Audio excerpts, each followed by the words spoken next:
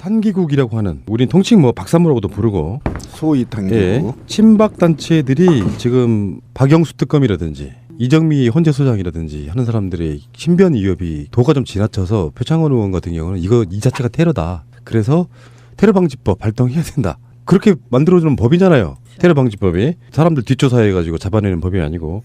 근데 심지어는 이정미 대행의 집 주소까지 공개를 하는 어쩌라는 거죠. 이 정도 되면 이건 범죄잖아요. 그러면 저번에 말씀하신 것처럼 경찰은 수사에 즉각 착수해야 되는 거 아닙니까? 수사하고 있다는 이야기는 없어요. 그러니까 제가 화가 난 게 그런 거예요. 소위 탄기국 이 아이들이 표창원, 박영수, 이정미, 손석희의 집 주소를 공개했단 말이죠. 그리고 그 전날 또는 박근혜가 감사의 메시지, 테러 메시지를 저는 사실 싫었다고 보는 거거든요. 그리고 그 변호사들이 지금 각가지의 테러 메시지를 좀 던지고 있단 말이에요. 이 테러는 곧 애국적인 행위다. 이렇게 이제 메시지를 던지고 나서 이런 주소를 공개하면 누군가 미친 새끼가 가서 테러 하라는 얘기거든. 그래서 사회를 혼란스럽게 만들어서 또는 테러를 하지 않았다 하더라도 이렇게 거론된 사람들을 국가의 혈세를 통해서 또는 자비를 통해서 경호를 해주고 있지 않습니까? 그런데 원래 만약에 이 메시지를 우리 촛불 집회에서 했다고 생각해 보십시오. 촛불 집회가 이런 메시지를 던져서 주소를 남겨라고 한번 해보십시오. 그러면 이 나라 검찰과 경찰은 어떻게 진행됐을까요? 이미 수백 명은 구속되고 테러법이 적용될 것뿐만 아니라 촛불 시위 자체가 이미 해산돼 버렸을 겁니다. 이렇게 위증한 사회 혼란 메시지를 던지고 있는데도 테러법도 적용 안 하고 그다음에 인지됐으면 미리 수사 방지 차원에서 내 사례 들어가야 되거든요. 수사도 안 하고 오히려 방기해 버리는 굉장히 지금 이상한 꼴이 되고 있어요. 근데 이번에 그 박지원 국민의당 대표의 의미심장한 발언이 나와서 한번 소개를 해드릴게요.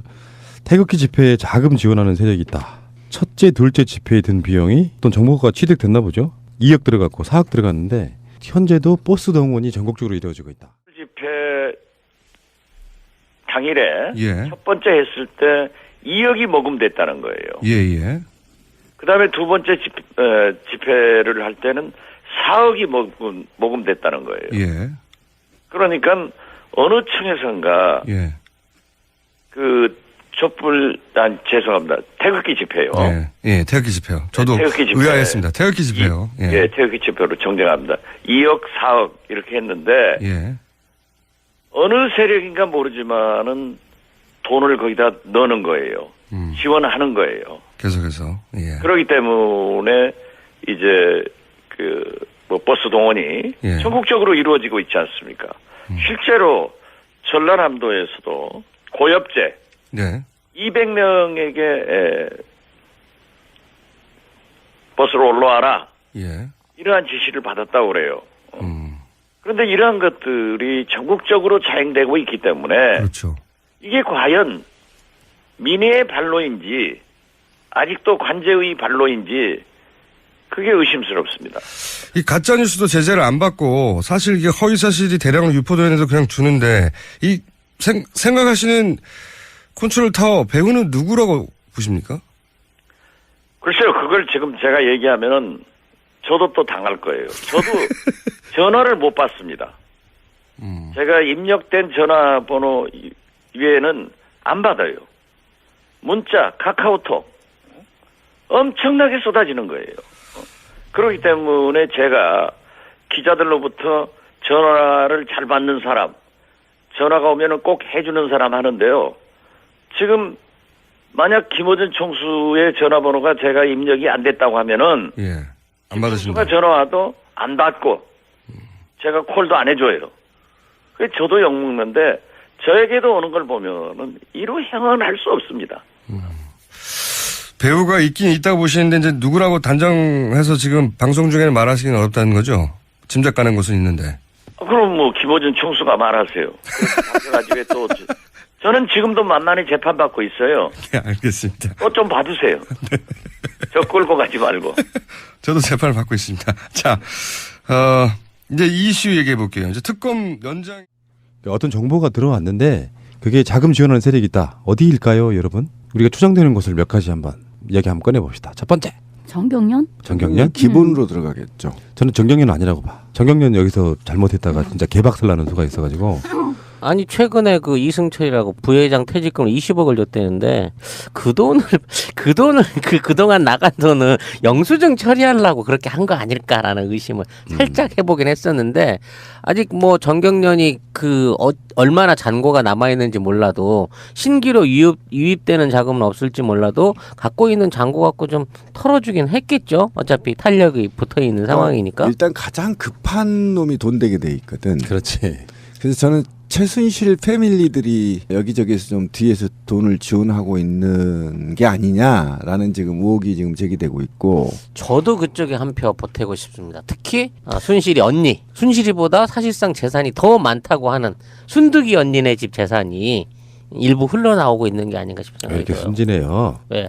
왜 국정원 이야기 안 나오지? 이제 순서대로 하려고 했죠. 삼성도 지금 얘기가 나와야 되고. 그러니까 정경련은 내가 봤을 때 아닌 게 이 엄중한 시국에 지금 정경련이 그거 했다가 어떤 복면을 맞으려고 그거 해요. 그리고 정경련 걔네들은 자기들 이득 되지 않는 것에 투자하지 않는다. 저는 그렇게 보고요. 실제로 이 국면을 돌려보려고 하는 세력은 정경련일 수는 없어요. 정경련은 오히려 삼성, 현대 이런 데가 탈퇴를 선언하면서 위기에 봉착해 있는데 무슨 이런 집회에 자금 지원하겠습니까? 그럴 만한 여력이랄까 정신적인 여유는 없다고 보고 국정원이라고 보는 겁니다. 제 입장에서는 국정원의 약간 일종의 잔당 이런 세력들 또는 새누리당일 수도 있습니다. 지금 현재 자유한국당 같은 경우는 자기 정당 행사로는 할 수 없지만 거기에 어느 정도 협찬 지원해 줄 수 있다고 생각해요. 근데 이거는 금감원을 통해서든지 어디서든지 자금의 흐름을 분명히 파봐야 돼요. 이게 지금 은행 계좌로 돈 쏴주진 않았을 거란 말이에요. 그 할아버지들한테.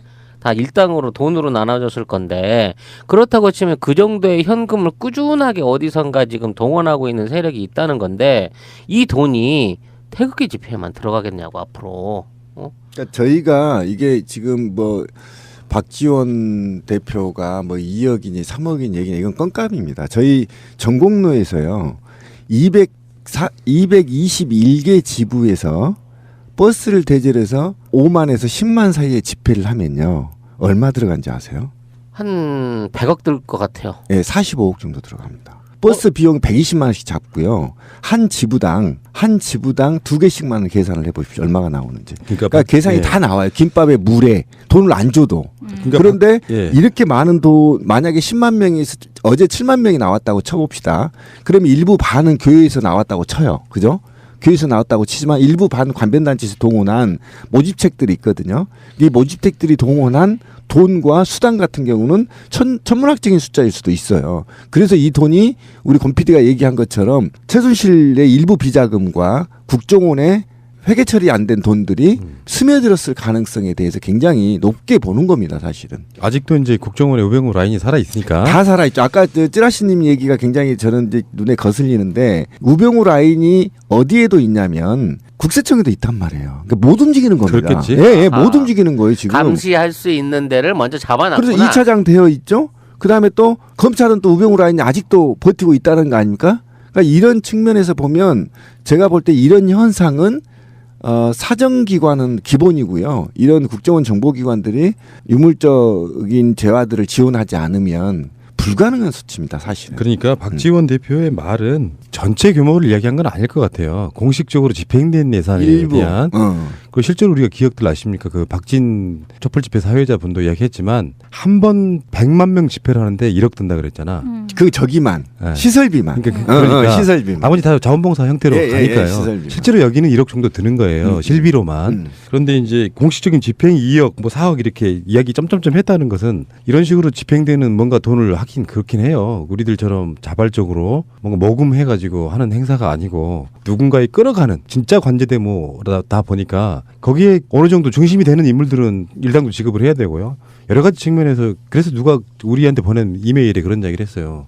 시위를 나가는 건 국민의 권리인데 돈 받고 나가는 건 국민이 아니다. 이렇게 표현하신 분이 있었고요. 그러니까 소위 박사모 류의 집회 또는 소위 박근혜 집회라고 저는 이렇게 말하고 싶은데 소위 박근혜 집회 리더들은 지금 대박 난 겁니다. 왜냐하면 이 흘러들어온 돈으로 자기들 수당도 받고요. 연설비도 받기 때문에 한 번 집회마다 호주머니가 두둑할 거예요. 이거 그럴 수밖에 없고요. 야, 이것도 언딘이랑 비슷한 사업. 아니 제가 이걸 현장에서 이제 자주 가지 않습니까? 그런데 이런 경우를 경험을 했어요. 사람이 잘 보이고 되게 이게 대중성이 있는 자리를 서로 선점을 하는 겁니다. 예를 들면 주옥순두의 엄마 부대인가 어머니 부대인가. 예, 요거 엄마 부대 봉사단. 그 부대라고 하잖아. 예, 엄마 부대들이 A 장소를 선점해 있어요. 1인 시를 하고 있어요. 그러면 비단체 탕기국이나 박사모들이 또 와서 그 자리를 빼앗으려고 옆에 서요. 그러면 주시 부대가 이쪽하고 또 싸워. 그 말 왜 여기 오냐고. 경찰이 이제 이 10m 떨어지라고 하잖아요. 그리고 우리가 먼저 온 건데 왜 당신들 오냐고 자기들끼리 싸우는 걸 제가 목격을 하고 또 촬영을 했어요. 실제로. 그러니까 그렇다 보니까 서로 그 소위 박근혜 집회 내부에서도 헤게모니 이 싸움이 일어나고 있다. 되게 신기한 일들이 벌어지고 있다는 그렇겠죠. 거죠.